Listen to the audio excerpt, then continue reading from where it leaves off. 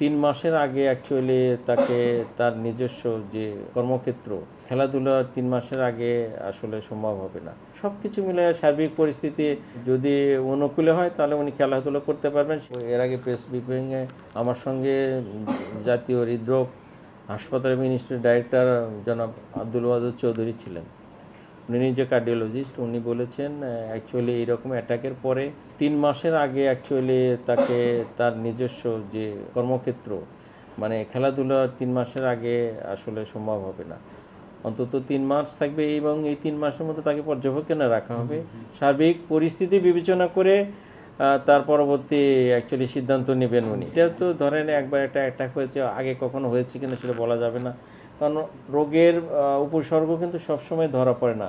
Even তামিমের যে প্রথমে যে ইসিজিটা করা হয়েছিল সেখানে কিছু ধরা পড়েনি, কিন্তু প্রোপোনিন আই বলে একটা মার্কার আছে, ওটা করার পরে দেখা গেছে যে তার এমআই হয়েছে।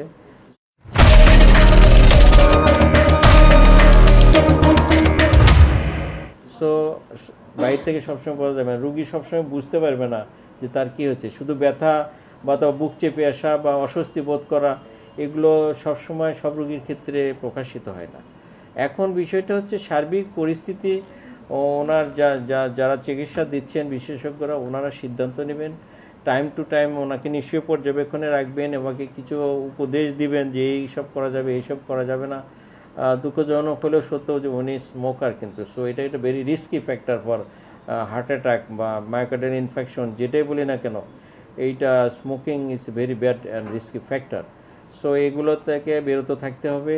অন্য অন্য নিয়মাবলী যেগুলো থাকবে সেগুলোকে তা মানতে হবে। পরিবারের সদস্যরা সেভাবে তাদেরকে সাহায্য করবেন এবং সেগুলো পর্যবেক্ষণে রাখবেন। সব কিছু মিলে সার্বিক পরিস্থিতি যদি অনুকূলে হয় তাহলে উনি খেলাধুলো করতে পারবেন। সেখানে নিশ্চয়ই চিকিৎসকবৃন্দ যারা আছেন তাদের পরামর্শ কমে যাবে।